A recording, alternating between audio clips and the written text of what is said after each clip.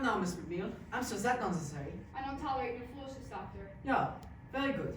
Foolishness. We don't want, do we? Mr. Reader, this is the inspection room. All the dials that come here are painted. And here are some of the girls who on the floor should be working. And I was just telling Mr. Reader what a fine bunch of girls we have here. He must now think I'm halfway out of my mind. Mr. Reader, perhaps you should have some words with the girls, Miss McNeil? Well, girls, this paint you've been playing with, it's very expensive. You understand this? It takes several tons of ore to produce a single gram of radium. That's a lot of hard work. Hard work for the men in the extraction plant. But they do this work gladly. You understand why? Why they work so hard? What are we all working for? The war. That's right, the war. The dials you paint save lives, girls. Our boys in the field depend on them to read in the dark, no mistaking what they see. Otherwise, some of our boys won't be coming home. So girls, if you insist on fooling around and not taking the work seriously, well then, you're playing into the hands of the Kaiser. And we don't want that, do we? No, sir, no. Excellent. So let's get back to work and leave the tomfoolery to home. Mr. Reader, I'm awful sorry about what happened back there. I won't do nothing like that ever again. Well, dear, just keep this in mind. If you do right by us, we'll do right by you.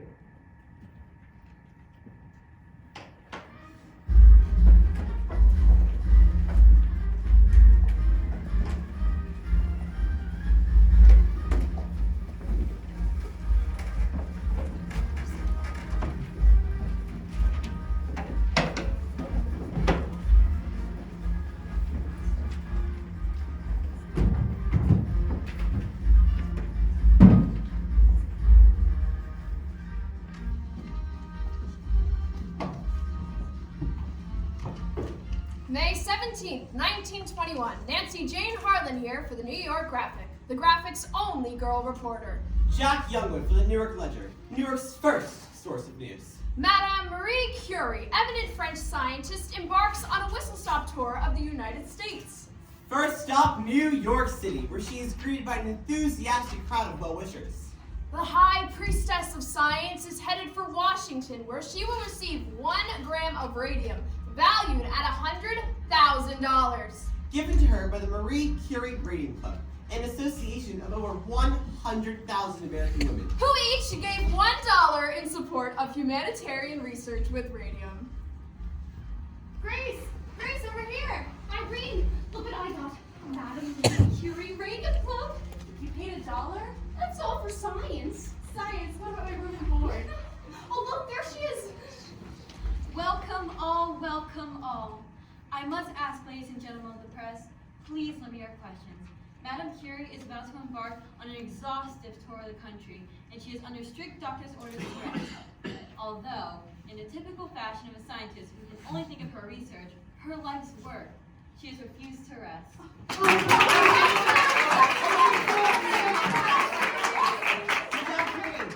What will you do with the radium? What will you do with the radium?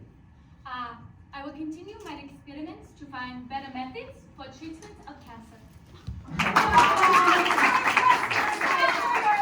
Is it true that radium can cure all cancer? Cure for cancer? Yes, cure for cancer. That is so. But some doctors dispute that. Then they do not understand method. There is no question. Radium will cure cancer. Madam Curie, how do you manage to devote yourself both to science and to your children? It has not been easy. But my daughters share my gratitude to American women for their interest in my work and in science. I am most grateful. Madam Curie. Madam Curie. No more questions. Madame Curie is on a tight schedule. Mrs. Andrew Carnegie has sent her a card to escort her personally, as will I, to Washington, where President Harding will present her something special. 1 gram of radium.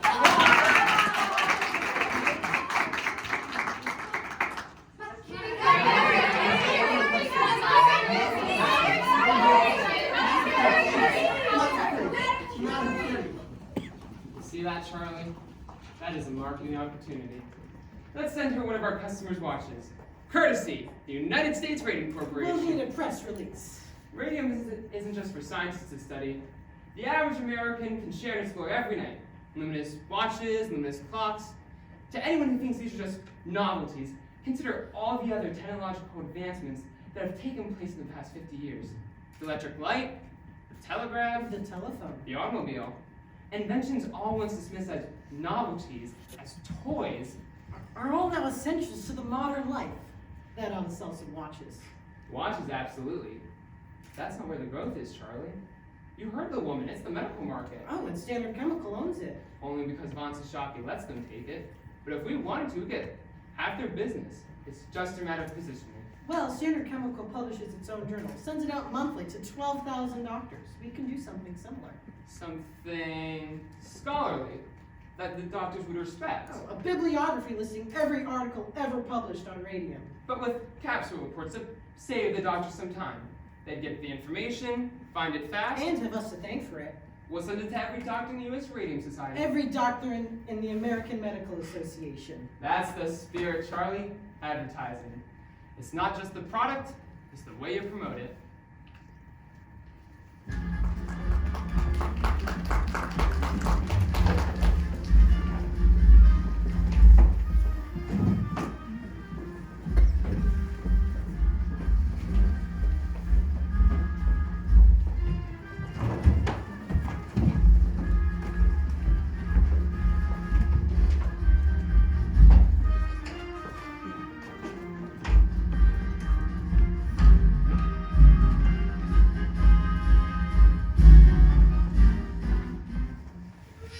Oh, you should have seen it, Grace. The church is filled with flowers.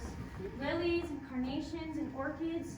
You know how Amalia loved orchids. Those weren't orchids. They were orchids, Irene. Flags. Orchids. I know an orchid when I see one. Purple orchids. Oh, and Grace, that smell. What was that smell like? It was like flowers. No, it was like heaven. I was gonna say it was like heaven. Like heaven. Come on, Catherine. It was a funeral. Make it out like some Valentino picture.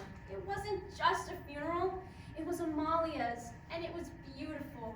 The church was like the botanical gardens, and the company sent a big spray of flowers too. Carnations. Moms. Yellow carnations. Those were moms. Well, it sounded like a beautiful service anyhow. Girls, the whistle's already gone.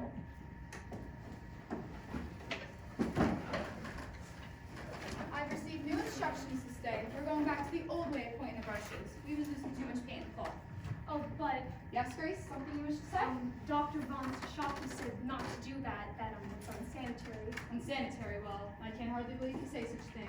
We've been doing this for as long as I've been here. You must have misunderstood him. Yes, ma'am. And you're not to get new brushes until you're done with the old, and the old ones gotta be so bad they can't get a point no more. You can't make photo like that.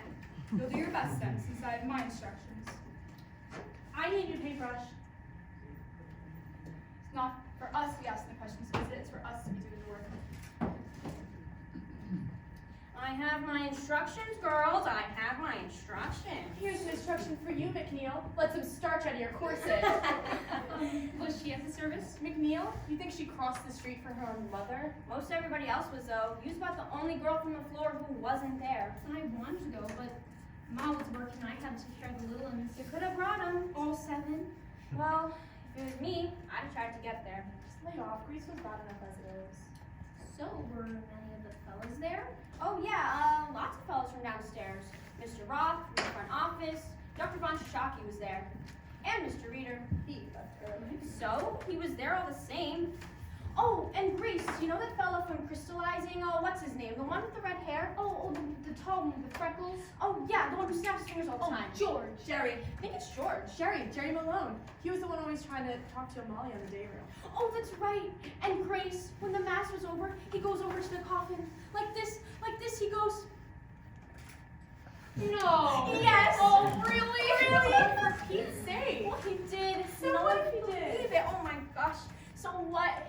He was in love with her. That's so what? Don't you think so, Grace? Well, if he did that, he'd have to be. And can you imagine? Oh, can you imagine if he loved her, but he could never bring himself to say? Because she was so beautiful And he was so shy. And now it's too late. It's too late. Their love is forever thwarted. It's too late. He never told her. And he'll never get the chance to again. Poor Amalia. Poor Amalia. Poor kid. Families who get awful bad, Grace. Buying a kid to everybody. Every one of them crying. Even her father crying so bad. And I never saw a man cry before. Not like that. Just bawling like a baby. And you know why, too. Because their daughter died. What she died from. Irene, don't go spreading stories. I'm not spreading stories. Albina told us. No reason Grace shouldn't know. No what? No what? Amalia? Ain't it awful? The father said, the father's really fit to be tied too. There's 6 girls at home and not one of them ever going to a dance again. All because Amalia had to up and die from syphilis. I can't help if that's what she died from. Well, we don't know for sure. It is on the death certificate. Anemia and complications from syphilis. Well, maybe the doctor's wrong. That's true. Doctor was wrong about Aunt Ivy. What's my mama got to do with this? Irene, don't you remember? Up until the day she died, doctor said Aunt Ivy would be fine. Take a cup of tea, get a good night's rest. 2 days later, we was taking her to the Rosedale Cemetery.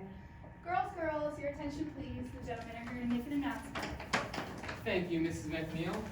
Girls, we are here to put a few rumors to rest. And to explain some changes, yeah? Yes, as some of you may have heard by now, Dr. Von Sashaki is stepping down as your company president, and he wanted to take this opportunity To make us goodbye. And Mr. Rita has kindly consented. Some of you I've known since you were little girls.